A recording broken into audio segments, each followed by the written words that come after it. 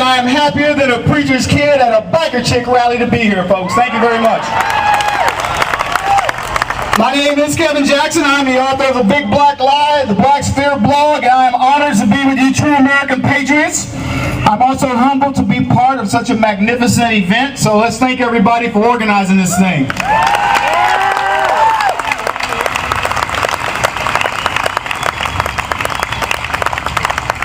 I think that in trying to understand where you're going, you got to remember where you've been. I'm going to talk to you guys in a minute about the America that I know, that I grew up in, and where I've been. My mother died way too young, and my grandparents stepped in, because that's what family does. My grandparents had little in the way of financial resources.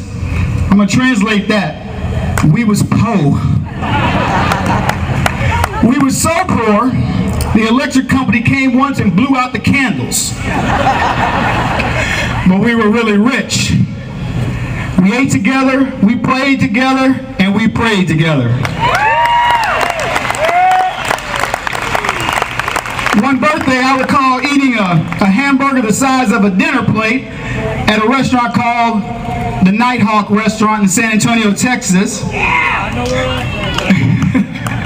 He's eating over there. And eating out like that was a rarity for my family, and I can tell you, I remember that like it was yesterday. I can count the number of Christmas presents that I received as a child on both my hands. And I remember each and every one of them, and I treasure them. And I don't miss not having the toys that the kids have today.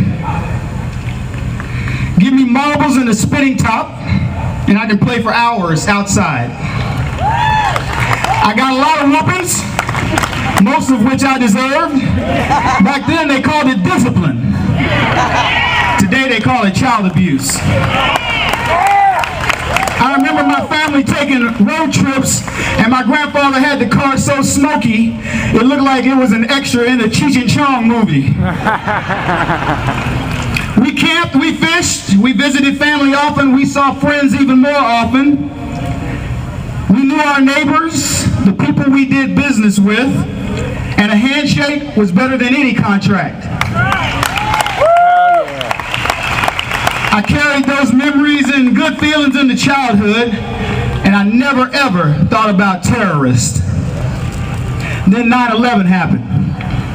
It changed us. Terror in America was now a real possibility. But on 9/12, America came together like no other time in my lifetime. And on that day, I was never more proud to be an American. You guys remember that commercial where all those flags were lined up down that street? It was an amazing sight. It was a day when bipartisan bickering was cast aside, and the America where I grew up was back. America was pissed off.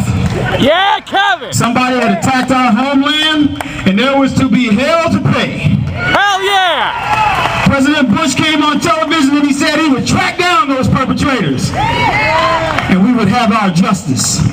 I got goosebumps just thinking about that. On 9/12, we weren't thinking about the Geneva Convention and that other nonsense. If somebody said that waterboarding was torture, we would torture them.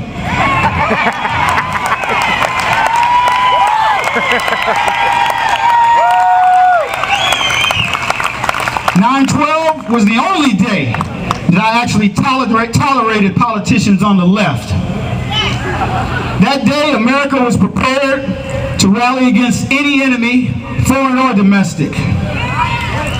A world away, Muslims were celebrating the event that created the largest single loss of life on American soil. Those infidels had gotten what they deserved, is what we were told. What a difference a day makes.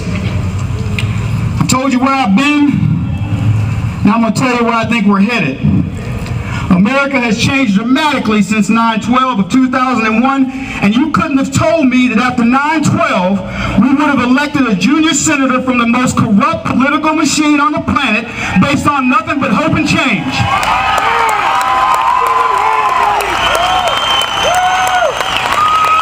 He sold us air. And that junior senator who offers more questions of himself than answers can run a country, but a senator of 30 years, a war veteran, POW and patriot is considered more of the same. We knew he would have cabinet issues right from the start because he selected Joe Biden as his vice president. And the only good thing that came from that is we will always know where the village idiot is.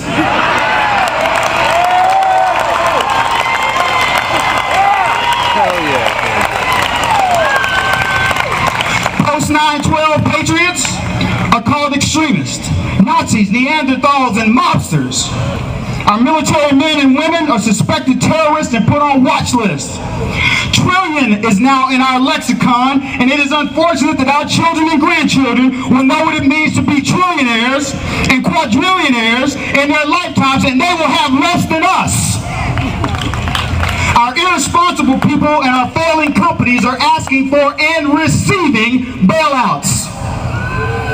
We live in a time, folks, when a woman living in a government-subsidized house receiving food stamps calls 911 to report that her 52-inch plasma TV has been stolen. Homeless people carry cell phones with minutes you pay for. Our poor have cable TVs, Xboxes, wheel spinners, diamond and platinum grills, $350 throwback jerseys, $150 tennis shoes. And do I need to tell you who pays for this? A pimp. Our pimp. You guys didn't hear that, that's what he was saying. Racial polarization is cloaked in the guise of racial reconciliation. I got a question for you. What is the only thing worse than an incompetent liberal president? A competent one. Liberal logic can be summed up in this statement by Marion Barry, four-time mayor of D.C., where he said, outside of the killings, Washington has one of the lowest crime rates in the country. Liberal logic, my fellow patriots, is not it is an oxymoron, it is un-American. These people make no sense. The left will tell you that fat meat ain't greasy and cobras make good house pets. Don't believe them. They will tell you that they actually read the legislation, and what you read in it is an optical illusion, so don't believe your lying eyes. If you don't know that we're battling for our souls, we are.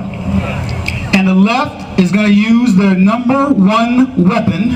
Andrew Breitbart talked about it. I don't know why a white guy wants to get up here and talk about racism. That's for me. But racism is a number one weapon. As you already know, a big percentage of you are racist. The good news is that for the left, and the good news for you is all you have to do to lose that distinction is just declare yourself a Democrat or a progressive, or what I like to call a regressive. Presto changeo, and you are clean. Well, folks, I'm here to tell you, they are the racists. And I can prove it. I'm going to prove it to you. In what was supposedly an historic event to elect a black president, the side who voted for him, the real racists, marveled that a black man could be elected president, while we took it as a non-event. I speak for many of us when I say that we just didn't elect the right black guy.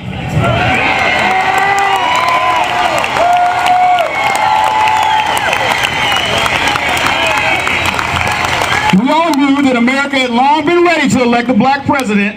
We knew this because we are not racist. So you good folks get called racist, and me, well, I get complimented and they call me Clarence Thomas. Go ahead, hurt my feelings. The fact is, our problem with Obama is not because he is black. Our problem with Obama is because he spends money like a rich man's mistress.